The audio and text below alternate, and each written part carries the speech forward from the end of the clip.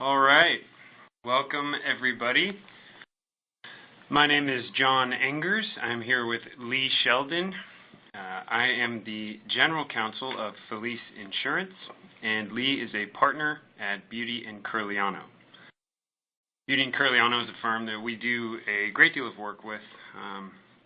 They are an employment law firm, and Lee is an employment attorney with a great deal of experience. So throughout this webinar, Lee is going to be not only helping me explain the HCSO, but also adding some practical advice, practice-based tips as well.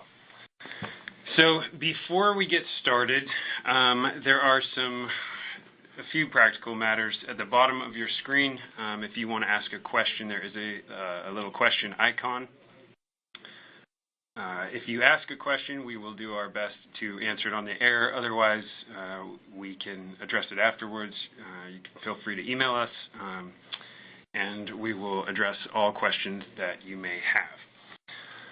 So, with that, Beauty & Curliano, as I said, they're an Oakland-based law firm that we do a great deal of work with. They're a client of Filice, and we have a wonderful partnership with them. Lee is a partner here. You can see a little of his bio on this slide.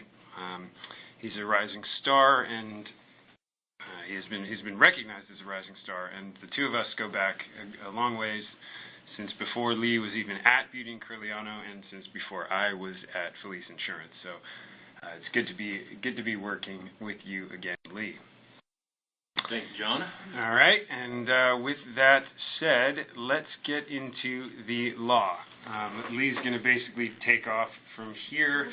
Our major objective is to basically simplify everything as much as is possible, despite the fact that one might think that the city of San Francisco is trying to do the exact opposite, which is make everything as confusing as possible. So Lee's going to take us through the basics, and we will launch from there. Good morning, everyone, and as John mentioned, if you have any questions, please feel free to submit them. We'll do our best to address them as we go through, and if not, at the end, you will have an opportunity to send us an email, shoot us a phone call, and follow up with any questions you may have that are left unresolved. Okay, so a quick review of the basics. The Healthcare Security Ordinance came into effect in 2008. Essentially, what it requires is that each quarter, certain employers that are called covered employers have to make healthcare expenditures for certain employees, which are called covered employees. The payments, the healthcare expenditures, need to be made either directly to the covered employees or for the benefit of their covered employees. That includes dependents, such as your children, spouse, domestic partners, and so forth. For 2015, the healthcare expenditure rate for large employers, those are employers with 100 or more employees, is $2.48 per hour worked. For medium employers, that's those companies that employ between 20 and 99 employees, it is $1.65 per hour worked. And if you are a small business owner under 20 employees, there is no expenditure requirement. It's also worth noting briefly that 172 hours is the cap per month. So if your employees are working more than 172 hours per month, you do not have to make expenditures beyond that 172-hour mark. Okay, so what is a covered employer? A covered employer is a company that employs one or more workers within the geographic boundaries of the city and county of San Francisco. A company that is required to obtain a valid San Francisco business registration license or certificate. And for-profit businesses, it's a company that employs 20 or more persons anywhere. That includes outside of San Francisco. And for nonprofit organizations, it's those companies that are employing 50 or more persons. It is important to note that this does include all persons working for the company, whether it's a parent company, a subsidiary, or so forth, and includes all of the persons that may be working for the company, whether those people are located exclusively within San Francisco or outside of the city and county. It is also worth mentioning that control groups, so if you are a business owner or you have multiple businesses, say you have one business with 10 employees and you have another business that you own with another 10 employees, that would be considered a 20-employee group for purposes of the HCSO. So certain employers may have tried to be creative and broken up their business into multiple smaller companies in an effort to avoid this ordinance, but unfortunately the IRS has been dealing with this for a long time, and the statute addresses the fact that control groups with common ownership are covered under the ordinance. If you have questions about this, it's kind of a little more detailed than this webinar can actually address, but we can certainly take a look at your operating agreement or your percentage ownership if you have questions as to whether you are in fact a member of a control group. One other brief aspect worth mentioning is that the law specifically addresses employers that try to fire an employee or fire employees to remain under the 20-employee mark. Obviously, this would be a wrongful cause for termination. So if you're going to fire an employee, you need to have a legitimate business reason for doing so. Otherwise, you run the risk of running afoul of this act. Okay, so are you a covered employer? So covered employers are, as we discussed, those companies that are employing people in San Francisco. But as we just described, in order to determine whether or not you are a covered employer, you are going to count all those persons that are located in or outside of San Francisco, as well as part-time employees, seasonal employees, leased employees, and you yourself if you are the owner of the business. As John briefly mentioned, you do not want to reduce your staff levels simply to avoid compliance with the ordinance. The way that this may come about in everyday work situations would be word of mouth. Somebody saying, hey, we're reducing our staffing levels not because we don't have the business or because the economy is poor, but because we want to avoid this ordinance. Once those statements are out there and there's talk around the water cooler, that's going to be the kind of thing that gets you in trouble. Of course, if business is slow and you have legitimate reasons for reducing your staffing, that of course is a legitimate business decision that can be made. But something you don't want to do is to try to reduce the number of employees you have simply to avoid this obligation. Interestingly and importantly, most of the obligations under the ordinance are dealt with on a quarterly basis.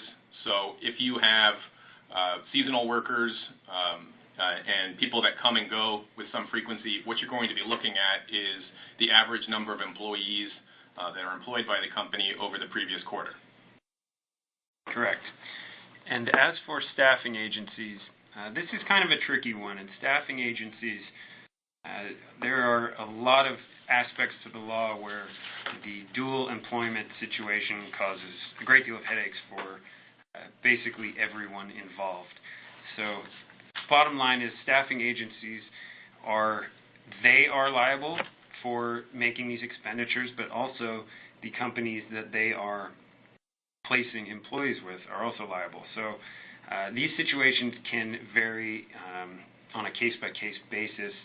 So if you are either a staffing agency or you are a business that is staffing its workforce with such employees, it's definitely worth talking to an experienced attorney, a labor attorney, or a benefits advisor to figure out what exactly your obligations are and where those obligations fall under the HCSO. But the bottom line is somebody needs to be making expenditures on behalf of your employees if you are working with a staffing agency. And you need to take a hard look at every employee who is in your office doing work, and don't just disregard them simply because they're coming through Manpower, Kelly Services, or some other temporary staffing agency.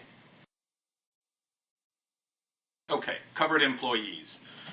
Who is covered under the San Francisco Healthcare Security Ordinance? An employee is covered by the Healthcare Security Ordinance if he or she works for a covered employer, as we just described, and is entitled to be paid at least the minimum wage. So that's going to be pretty much every employee working in the county and city of San Francisco.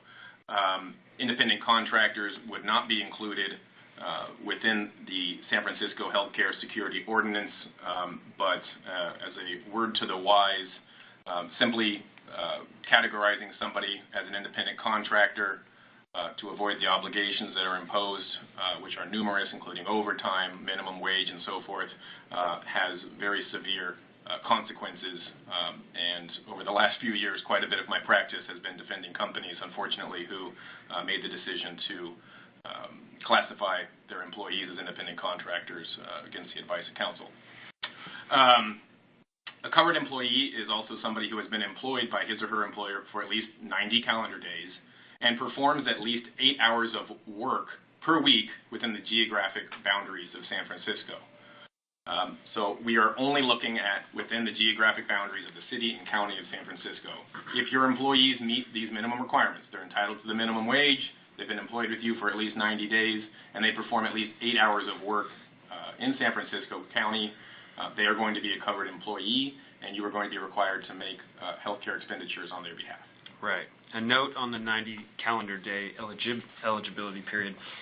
This does not need to be a consecutive 90 days, nor does it need to be completed in the same calendar year. So if there was a situation where an employee worked for you during the Christmas, the holiday season, 45 days, and then left, came back sometime in the spring, worked another 45 days, that employee, after that second 45-day stint, would be considered having completed that 90-day introduction period. So the 90 days does not need to be continuous, and if an employee leaves basically any time within 1 year that employee comes back, whatever eligibility period they've completed so far, it would just pick up where they left off. So anything completed within 1 year counts for purposes of this eligibility period. Another note on working within the geographic boundaries of San Francisco. Employees who travel through San Francisco are not considered to work in San Francisco. However, if those employees are making stops, pickups, drop-offs, etc., those employees are considered to be working in San Francisco. So, if your employees are just commuting through, then no, you don't need to worry about that. Or even if they're just driving around San Francisco for 8 hours a week, unless they're making stops or actually performing some business in the city, then the ordinance does not apply to those employees. Okay, so one of the questions that frequently comes up is, what do I do with employees who have fluctuating hours or work sometimes in the city and sometimes at job sites outside of the city and county of San Francisco? Many companies have satellite offices, work share arrangements, or other offices in other cities like Walnut Creek, San Jose, and so forth.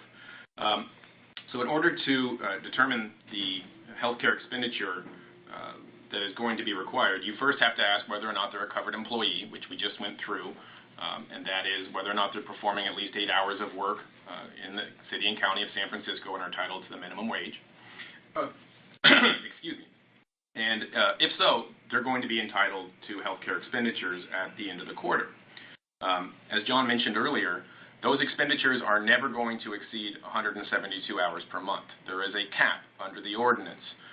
So even if you have an hourly employee who is working 50, 60 hours a week, the required amount of your healthcare expenditure, remember those are $1.65 for for medium businesses, and $2.48 per hour for the large businesses. So you're never going to have, for a medium employer, obligation beyond $283.80 per month, or for large employers about $426 per month. Obviously, that's still a sizable amount. So you may be wondering how you can reduce that.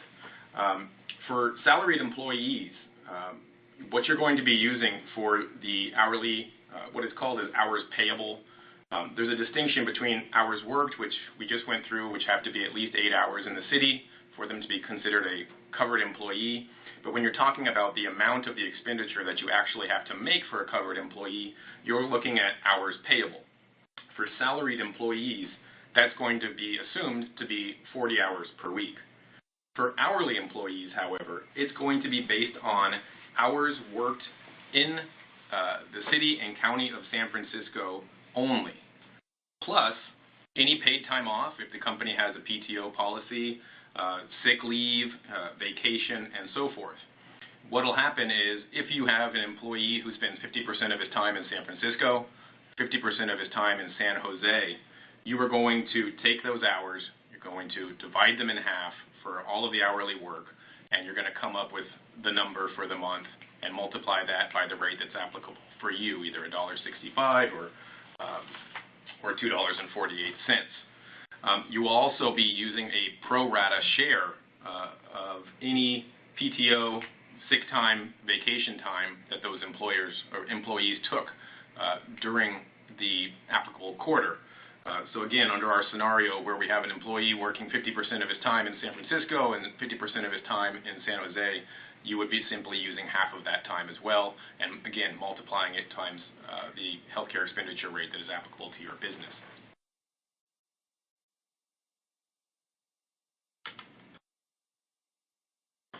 Okay, so if you have a covered employee and you are a covered business or a covered employer, you may be wondering if there are still exceptions that will allow you to avoid having to make these healthcare expenditures on behalf of your covered employees.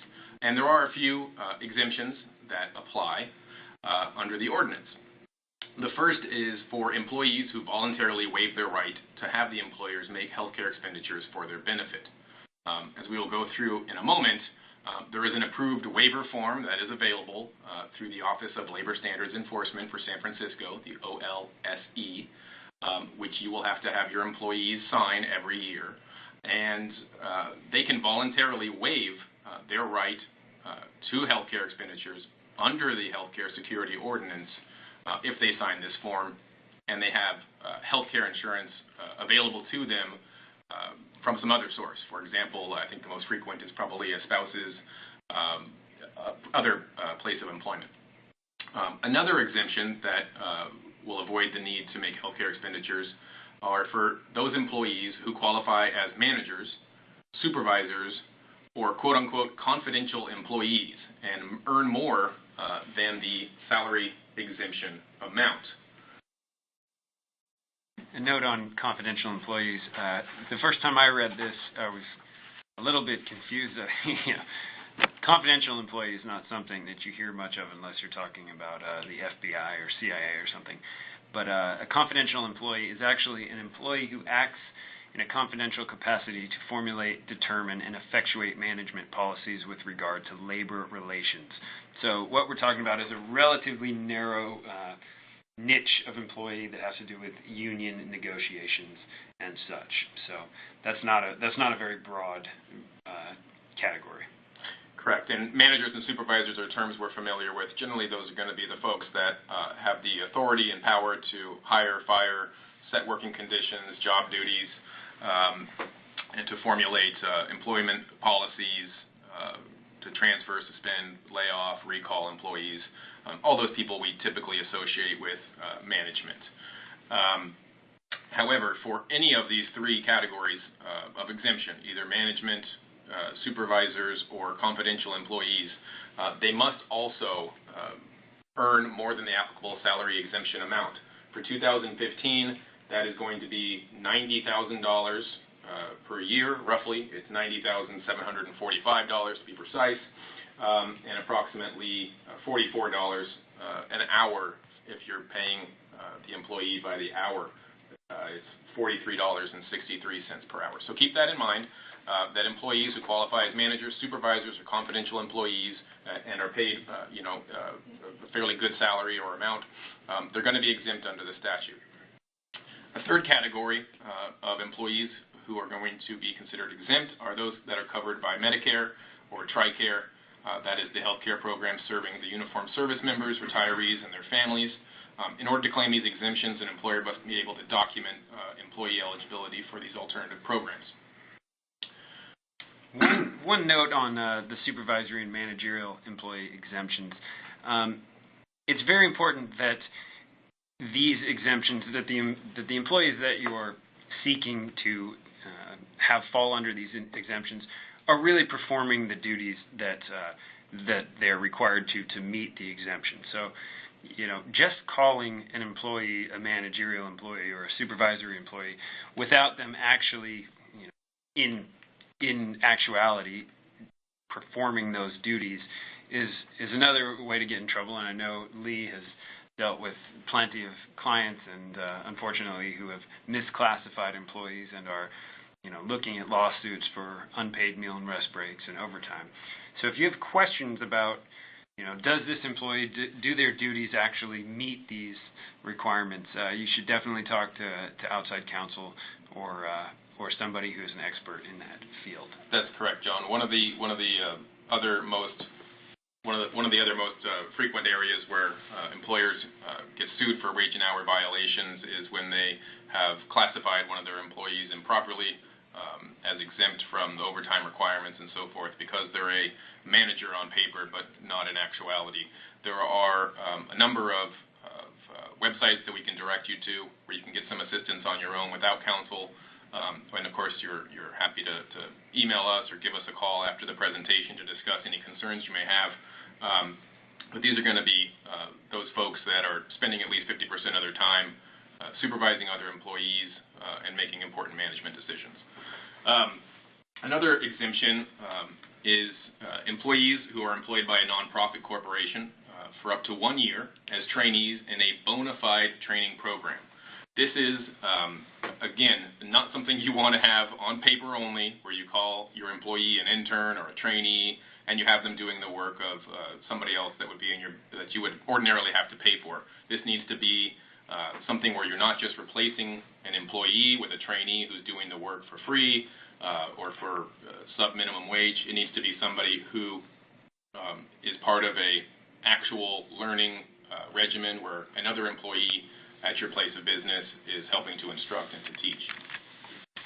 And finally, this is a rather limited exemption, but there's a fifth exemption for employees who receive health care benefits pursuant to the Health Care Accountability Ordinance. And Healthcare Accountability Ordinance is another narrow one that applies to city contractors, certain tenants such as those at the San Francisco International Airport and the Port of San Francisco. So if you're not working at the airport or the Port of San Francisco, chances are the HCAO does not apply to you. Something I forgot to mention earlier, when you're dealing with employees with fluctuating hours or who work for a period of time in the city and a period of time outside of the city, and you're trying to calculate the amount of your healthcare expenditures, either quarterly or monthly, to try to determine what they're entitled to. Something you may want to do for documentation purposes, there are some record-keeping requirements under the Healthcare Security Ordinance.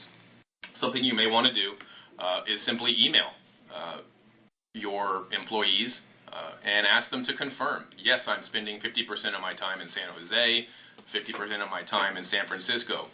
And that way you're covered and you've got a good faith basis for making a determination that only 50% of the hours that they're working are going to be compensable under the ordinance. You would put that in your Pendaflex folder under HCSO for each one of your employees and have that there and perhaps follow up quarterly to ensure that that is still the case. What you don't want to do is continue to use that 50% figure when it's plain that the employee's job duties or the location of his or her work has changed and you're now rigidly making expenditures at a 50% rate when in fact they're spending 90% or more of their time in the city working. Okay, so waivers. For those employees that are exempt or are looking to have exempt under the ordinance, as we discussed, there is a waiver form available on the OLSE website. And for those employees who are receiving health care benefits through another employer, he or she is permitted to sign this form, but it must be signed every year. It is only valid for 1 year. Something you may want to do to ensure that there is no argument of coercion or something would be to have the employee's supervisor present, perhaps have an initial after they leave the room on the bottom of the form that somebody else was present and witnessed it being signed. Electronic copies and signatures are completely acceptable as long as you can later hit print and produce a copy. As with other wage and hour documentation, you want to keep this form, the emails that we just discussed about fluctuating hours, as well as your payroll and timesheet records for 4 years. That is just good habits and practices for your business in general, because wage and hour violations, failure to pay overtime, minimum wage, and so forth can go back at least 4 years. So you want to be protected in the event that something comes up from a discharged employee who is complaining. You need to have these records on file anyway for other reasons, and you're required under this ordinance. Okay.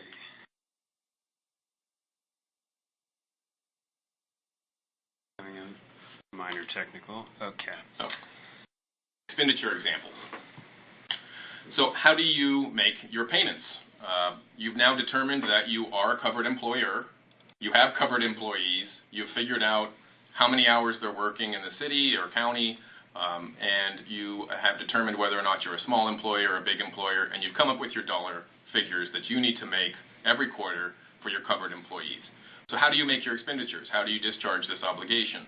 Can you simply give them a $1.65 an hour raise, or pay them an extra $2.48 per hour? Unfortunately, the answer is no. You cannot just give your employees more money and hope that they will make appropriate decisions with that money for healthcare-related expenses. What the ordinance requires is that the expenses be healthcare-related. They need to be healthcare expenditures. And you need to be making those payments either directly or, as we will discuss here on this page. So obviously, payments to a third-party provider, such as a healthcare insurance provider, will suffice. Payments for medical, dental, or vision insurance, or to a healthcare provider directly, will suffice. Another option that is available to you is to make payments on behalf of the covered employee to the city. This is an option that would allow them, your uninsured employees, to seek care or treatment at certain qualified clinics, or I think maybe San Francisco General Hospital, in order to have their coverage. So you would be writing a check to the city. Another option is contributions on behalf of the covered employee to a reimbursement program, which we will be discussing in further depth in just a moment. And of course, you can make payments directly to the covered employee to reimburse the employee for costs incurred in the purchase of healthcare services. So if they're purchasing healthcare insurance on their own, you can make certain payments that way. And costs incurred by the employer in the direct delivery of healthcare services. Basically, this last note is for employers who self-insure to where they are taking on the burden of providing benefits themselves. A couple other notes on expenditures. One, payments made for workers' compensation or Medicare do not count as qualified healthcare expenditures. Another question that we get somewhat frequently are flexible spending arrangements, and do contributions towards FSAs actually count as healthcare expenditures under the ordinance? And the answer to that is also no. The main reason for that being that FSAs allow the money to be available for 1 year, and the law, the text of the ordinance, mandates that funds be available for 2 years, 24 months under the ordinance. So that basically alone defaults FSAs, in addition to the fact that there are ways you can spend FSA money without it necessarily being directly for healthcare. Okay, so getting into the more difficult, the more thorny, and sort of problematic aspects of this ordinance. Recently, as in last year, the OLSC basically came down with some new laws regarding revocable versus irrevocable expenditures. So to start from the start, an irrevocable healthcare expenditure is basically an expenditure that has not been retained and cannot be retained at any time by the employer. So very simply put, it cannot be revoked, and as an employer, you're parting with that money never to see it again.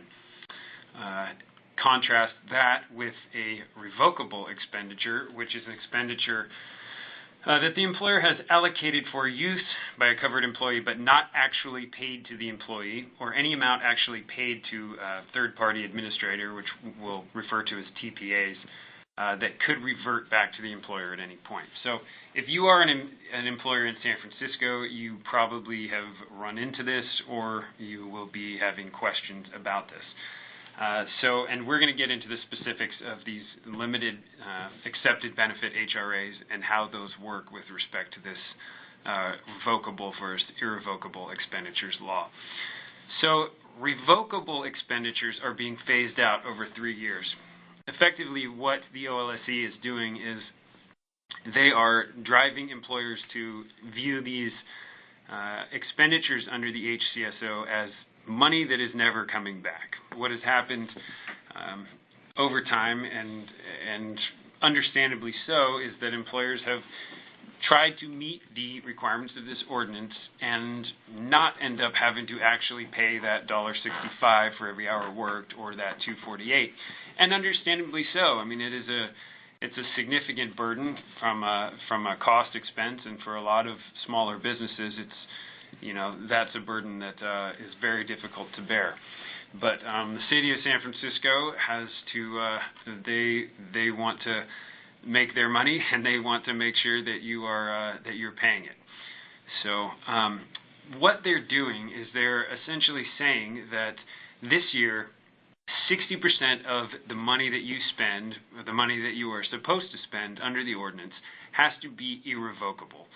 So for every $100 that your employees are owed for hours worked, 60 of those dollars cannot come back to you under the ordinance in 2015. Next year, that number is going to be 80. So for every $100 that you're supposed to be spending on behalf of your employees, 80 of those dollars should not even have the possibility of reverting back to you. And then finally, in 2017, the OLSE basically says, okay, at this point, we want you spending this money, 100% of it, nobody's getting any of it back. So looking forward and moving forward, especially even looking at 2016, it's important to do some number crunching and to say, okay, if I have to make 80% irrevocable expenditures, what can I do with that money? Can I, if you're writing a check to the city, maybe you can actually put in a health insurance plan where your employees are going to be receiving Affordable Care Act qualified insurance. And we'll get into that a little bit. The ACA is a whole nother beast that requires a whole nother webinar. So we'll touch on that a bit, but unless you guys want to be sitting in front of your computers all day long, we can't get into it too deep. So, okay, there are HRAs. HRAs they are health reimbursement accounts, and they have been a way that employers have been meeting this ordinance for a long time, but they have been changing quite a bit as well. So prior to January 1st, 2014, the Affordable Care Act had not come in and changed up the way HRAs worked. You could have a standalone medical HRA where on paper you were putting a certain amount of funds into that account to reimburse employees for any kind of medical expenditure. And after 24 months, those funds would return back to you as the employer. They would be revoked, essentially. That was great for a lot of employers because they could, make those funds available, but if their employees were not using them, they would not have to spend the money. Obviously, everybody likes that. Currently, because these standalone HRAs require a 24-month basic availability period for employees, there are standalone HRAs existing still today that have funds left in them because employees have 2 years to draw from those funds.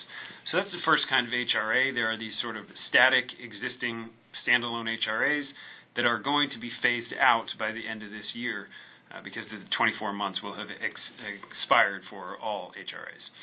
The other kind of HRA that employers are using are these accepted benefits HRAs. And this is a little difficult to understand because it's healthcare, it's the Affordable Care Act in San Francisco, and it's sort of designed to be difficult to understand.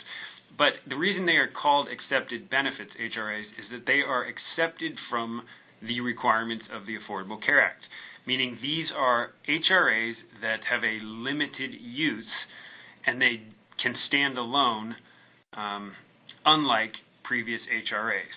And these HRAs are revocable, and I believe this next slide goes into some of the specific uses of these accepted benefits HRAs. So for all sort of simplicity's sake, these are basically dental and vision HRAs. You can put funds into these HRAs and reimburse employees for all of these listed below. Dental benefits, vision benefits. Some of these require some of these are a little more nuanced, like medical indemnity insurance. So if you have specific questions regarding some of, whether or not a certain type of reimbursement actually counts for an accepted benefit HRA, we can look into that. Or if you're using a third-party administrator, they should also be able to give you a list of expenditures that are available. Now, this reasonably calculated aspect, I have another slide on it that we will address. This is sort of a thorny area that has a lot of employers confused and also could be almost unintentionally causing a lot of employers to be facing exposure where they didn't necessarily know exposure existed. So we'll get into that in a moment. Yeah. Question. Some folks are coming up with questions here, and I will address some of those questions in a moment when Lee gets back on the microphone. So, record keeping for these revocable or revocable expenditures. There are specific laws with respect to how to keep records of this. Written summaries are basically required every time you make an expenditure, so it depends on really whether you're making expenditures on a monthly or quarterly basis. There is a sample revocable expenditure summary available on the HCSO website. I definitely recommend everybody go on there and kind of tool around, see what you can find. Essentially, the HCSO website it's basically a closed universe. Everything that the OLSC really publishes and wants employers to know about this ordinance can be found on that website. And the HCSO website it's a sort of subsection of the Office of Labor Standards Enforcement's website. I have a hard time getting there, so what I do is just Google SFHCSO, and the first thing that pops up will take you right to that homepage. So that's my practice tip for you. So these expenditures, basically every time you make an expenditure, you need to be giving employees information of the name, address, email address, and phone number of any third party to whom the expenditure was made. So if you're using a third party administrator, and really I highly recommend that you do, to sort of simplify the process for you and to shift some of the burden and liability to a third party. The TPA, third party administrator, should be furnishing these statements for you. The statement needs to have the date, the amount of the expenditure, and the account balance. So, essentially what you're doing is you are tracking every expenditure that you've made on behalf of your employees. So what to do if you've got an HRA and you have employees that are leaving? First of all, don't make the mistake of saying, "Oh, the employee's gone, so I'm going to take that money back," or alternatively, just basically, not spend that money. So the funds need to be available for 90 days, and much like the expenditure notice, a departing employee needs to be furnished with a separation notice, which essentially is going to have this similar information, account balance, etc. Sure, and I would just note that, like any separating employee, you have an obligation to pay your employee the final wages, depending on whether they quit or whether they're terminated or laid off, between, I think it's 48 and 72 hours.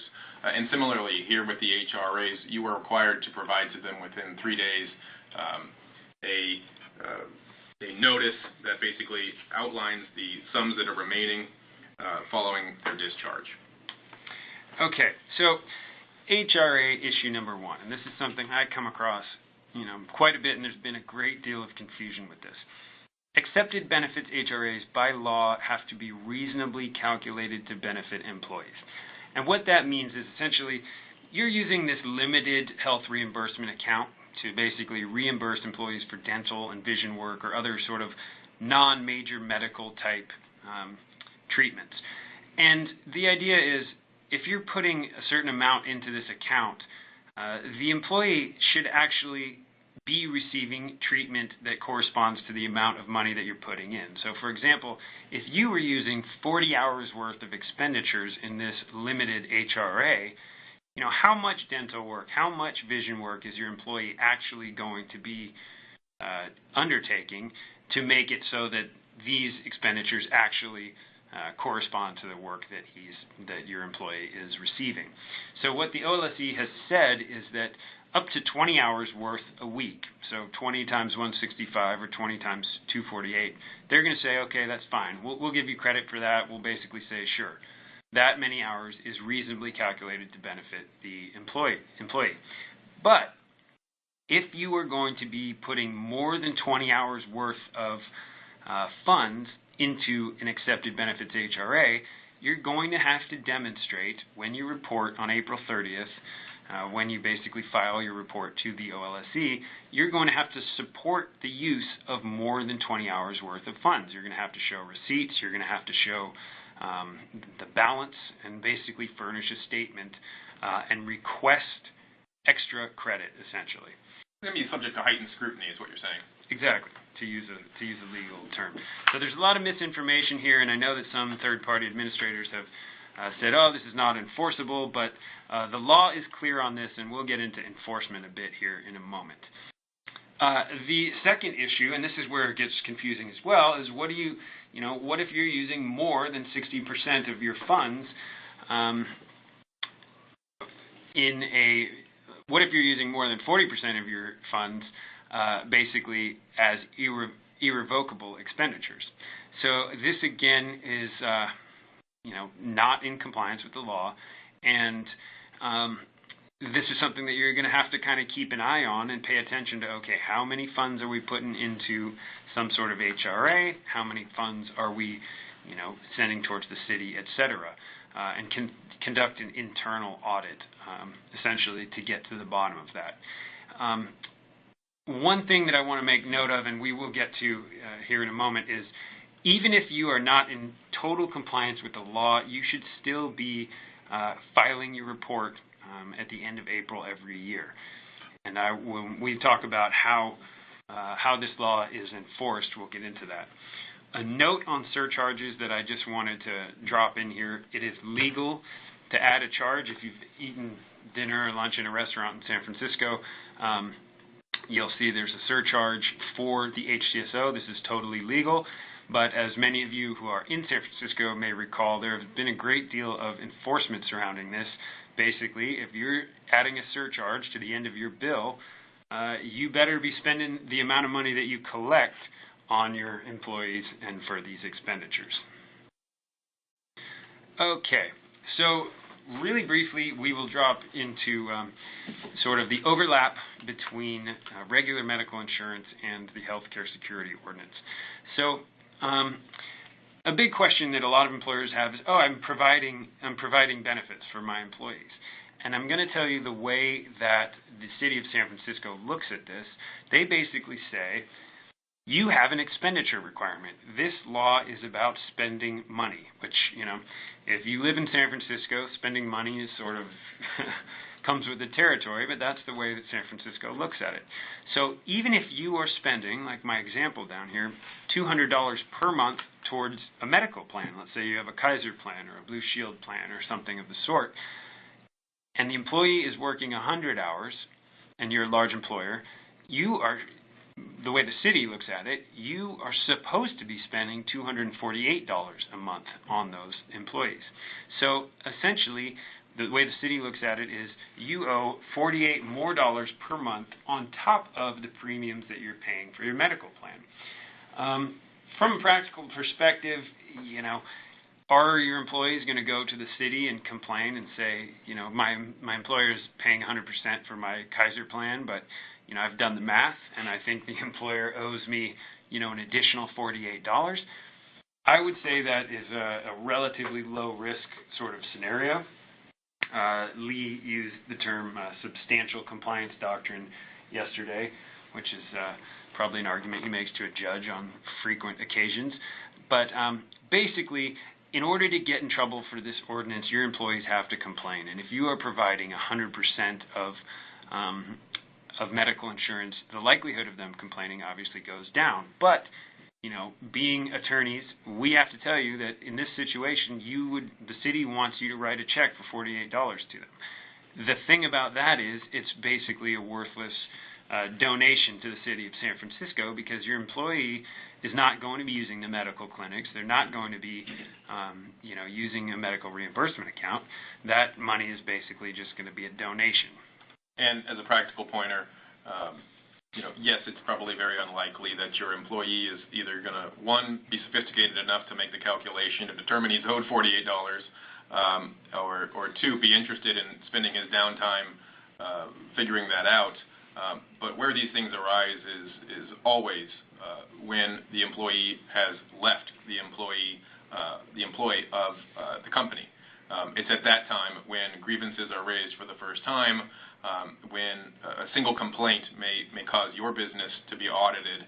And while you may be in substantial compliance with the ordinance, you've got good faith efforts you've been making, you've been filing your required notice every year on April 30th. That is not something you want to be arguing. There's better ways to spend that $48 to be in compliance with the statute. Right. Quick note, I know we're getting some questions here, and in the interest of time, we're going to try to power through our PowerPoint, and we will address questions via email or phone call after. So thank you for all your questions. It's not that I'm not noticing them. It's just that I don't want to run out of time. So the city option. Let's talk about what happens when you write that check to the city. Basically, nobody really knows what happens to that money, whether it all goes to one place or another. I've got my suspicions, but I'm not going to go on record here one way or the other. But what happens with that money is the city is going to make a determination for you. They're going to say, okay, if your employees are uninsured and they live in San Francisco, we're going to put them in Healthy SF. Healthy SF is a clinic.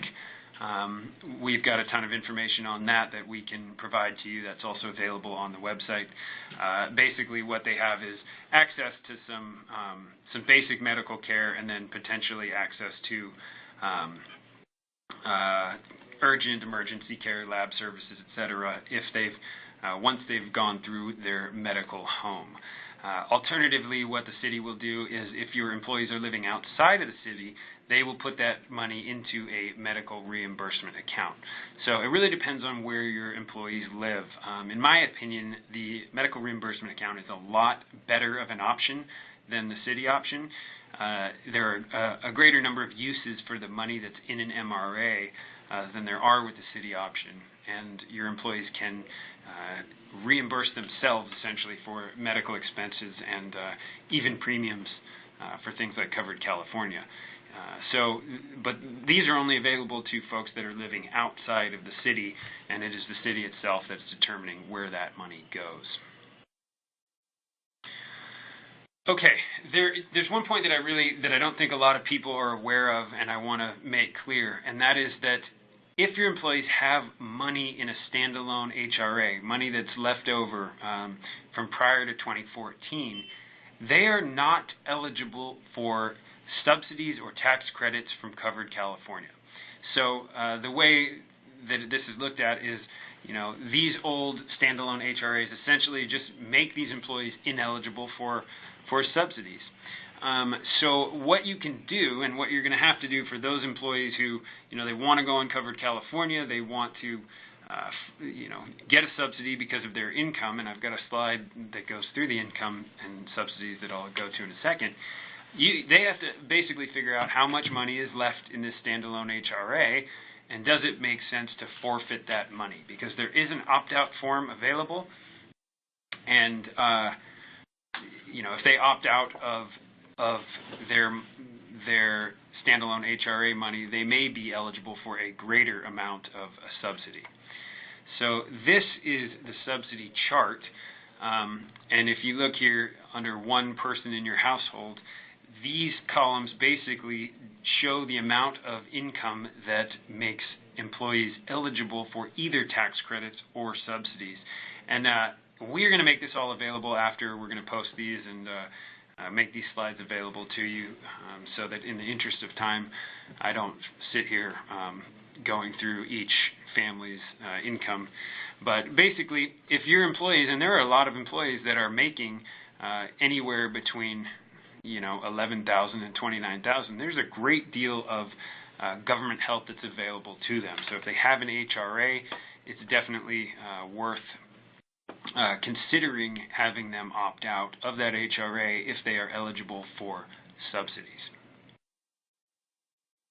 Okay, so reporting, just a brief note on it. Most of you that are listening to this are fall under the ordinance, so you should be somewhat familiar with reporting. You can report online. You can sign up for reminder notifications on the HCSO homepage. The form has to be submitted by April 30th each year, and there's a $500 penalty each quarter for failing to submit a report. One little anecdote I'd like to tell is I know of a company, and they will remain totally nameless, that has filed their report for the last 4 years, and in their report they have said, no, we do not make any expenditures for our San Francisco employees. So you would think that they're basically admitting, okay, hey, we're not in compliance with the ordinance. However, no employee has complained, no one has gone to the city, and they have not faced any penalties. Now, obviously, they're opening themselves up to massive penalties should an employee complain, but the bottom line is, and in speaking with the OLSE, they do not proactively go after employers. They are reactive 100%, and they only go after employers when an employee has complained. With that said, obviously we don't recommend that you completely ignore the ordinance and simply submit your yearly certification on April 30th. Those statements are obviously statements against your own company's interest and would probably warrant the imposition of numerous sanctions. And as you will see on this slide, or the next slide I should say, the sanctions and the penalties add up very quickly. Some of them are done by the day, so you're looking at monetary sanctions and penalties. They're going to be adding up every day that your company is not in compliance. So we obviously do not recommend that you submit that, but you're also going to be hit with a $500 penalty in the event that you do not submit it on April 30th. Something to note is that your yearly filing on April 30th does not simply include a statement of your compliance with the Healthcare Security Ordinance, but also requires you to make other statements about the use of background checks and some other information that's required by the Office of Labor Standards Enforcement. So be sure to check out the website, to shoot John or myself an email or a phone call. If you have any questions, we'll be happy to help you walk through it. Wonderful. A note on these administrative penalties. These are penalties in addition to the amount of money that the OLSE determines you have failed to pay. So, while on one hand I tell a story of an employer that has lucked out and has not been audited or penalized, I know of another company that is that the city is auditing. They're in debt to the tune of $400,000 and some. They owe their employees a great deal of back pay for the ordinance, and the penalties have stacked up. Just going back one slide really quickly, very few investigators. I did a little bit of research on my own. I called and I spoke to some of the OLSE folks, and there are not many people in that office. So, there's not a task force out there, but, every single complaint that they receive, they're going to investigate. And all it takes, as Lee mentioned, is one disgruntled employee that's terminated, and employees more so than ever know their rights. In California, employees talk and disseminate information quite well. All it takes is one to fill out the complaint form. The complaint form is available on the internet, and they will investigate. Once they've investigated, you've opened the doors to a great deal of information. They're going to be collecting employee data, calling employees. They're going to go through your books and basically scrutinize all payments that you may have made. And that's why it's going to be so important that you keep your documentation, your payroll, your timesheets, your emails about where the employees are working for that period of 4 years, so that if and when the unfortunate audit comes, you are prepared to hit print or to produce a copy of your files.